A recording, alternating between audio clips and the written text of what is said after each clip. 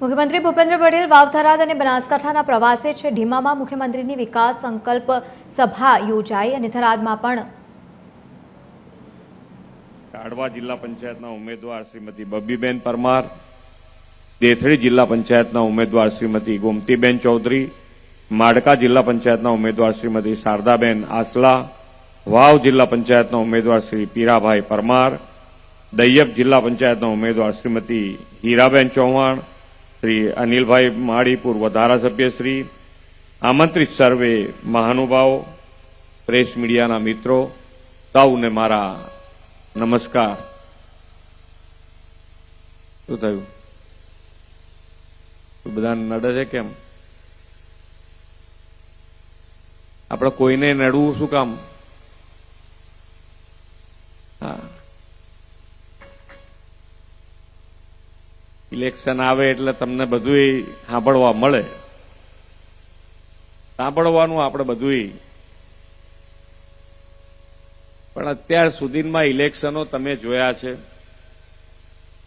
ઇલેક્શનો થતા આયા છે ને પહેલાના ઇલેક્શન ને અત્યારના ઇલેક્શનમાં બહુ મોટો ફેર થઈ ગયો। પહેલા ઇલેક્શન આવે, આ ઇલેક્શન પૂરું થાય એટલે કાં તો બે ભાઈઓને બોલવાનું બંધ થઈ ગયું હોય, કાં બે ગામ હામે આવી ગયા હોય, કાં બે સમાજ હામે આવી ગયા હોય। આ બધામાંથી મુક્તિ આપી દીધી આપણને માન્ય વડાપ્રધાનશ્રી।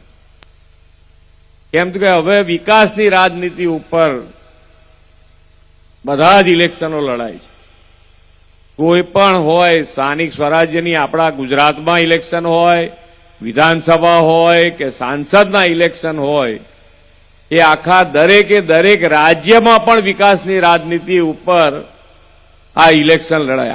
આખું પરિવર્તન જેને કહેવાય લાયા હોય એવા આપણા વડાપ્રધાન છે અને ઘણો બધો ફાયદો આજે આપણને ઇલેક્શન જશે, એમના વિચારો વિપક્ષના ઉમેદવારો આવશે, એ તમારા મારી ખામી બતાવશે, પણ તમને જે જનૂનથી એકબીજાની સામે આવી જતા હતા, વેરભાવ જે થઈ જતો હતો, એ બધામાંથી મુક્તિ દે। ઇલેક્શન પત્યા એટલે પછી બધા ભેગા શાંતિથી કામ કરી શકીએ, એવી આ વિકાસની રાજનીતિ માન્ય વડાપ્રધાનશ્રીએ શરૂ કરી અને વિકાસની રાજનીતિથી આપણને બધાને ફાયદો થયો છે કે બધા જ પાર્ટીઓ, કોઈ પણ પાર્ટી હોય, તે પાર્ટીને તમારી પાસે આવવું હોય, મતદાર પાસે જવું હોય, નગરજનો જોડે જવું હોય તો એને કહેવું તો પડે ને કે મેં શું શું કર્યું ભાઈ।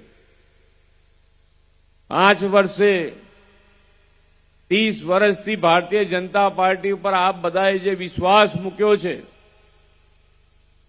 જન સમર્થન કર્યું છે, એ બધું જ જન સમર્થન તમારી પાસે અમે વિકાસના માધ્યમથી તમારી પાસે પાછું લાયા છે। અને તમે અત્યાર સુધીના બીજા બધા ઇલેક્શનો, જેટલા ઇલેક્શનો 30 વર્ષ એટલે કેટલા ઇલેક્શનો આવ્યા,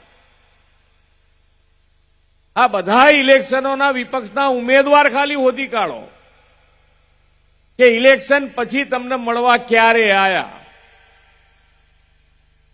ભારતીય જનતા પાર્ટીનો જ કાર્યકર્તા, અહીંયા બેઠેલો દરેક કાર્યકર્તા, એ હંમેશા પ્રજાજનોની વચ્ચે રહીને કામ કરવા ટેવાયેલો છે અને એ જ પ્રજાજનોના ફીડબેક અમારા સુધી પહોંચે અને એ જ સારું કામ અમે કરી શકીએ। એનું કારણ જ એ છે કે તમારા થકી ચાલતી સરકાર છે। આ એટલે આપણે એકબીજાની જોડે નાતો બંધાયેલો રહે છે। તમને અમારા ઉપર વિશ્વાસ, અમને તમારા ઉપર વિશ્વાસ, આ નાતો એટલે બંધાયેલો રહે છે।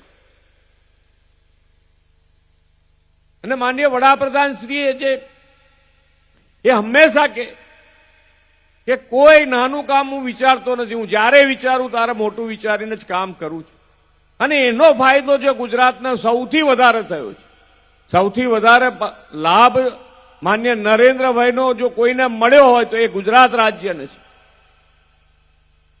ગુજરાતની પરિસ્થિતિ કેવી હતી, કેમાંથી બહાર નીકળ્યા આપણે બધા, ના પાણીની વ્યવસ્થા હોય, ના લાઇટની વ્યવસ્થા હોય, ના રોડ રસ્તા હોય, જ્યાં મૂળ જરૂરિયાત છે એ નહોતી।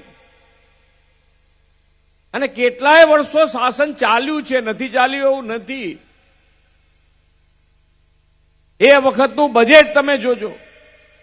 બજેટ એ 10-15 હજાર કરોડથી વધારે બજેટ નહોતું. આખા ગુજરાતનું બજેટ. અત્યારે એક એક ડિપાર્ટમેન્ટમાં 20-20 હજાર 30-30 હજાર કરોડના બજેટ આપણે આપીએ છીએ. કેટલો મોટો બદલાવ માન્ય વડાપ્રધાનશ્રીના નેતૃત્વમાં આવ્યો છે.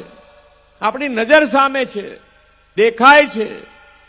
પણ જેમ જેમ તો આપણી માણસનો સ્વભાવ છે, તમે હોવ કે હું હોવ, જેમ જેમ આપણે ઘરમાં પણ કમાતા જઈએ તો આપણી પાસે સ્કૂટર હોય તો થોડું કમાયા તો પછી એમ થાય કે હવે ગાડી જોઈએ.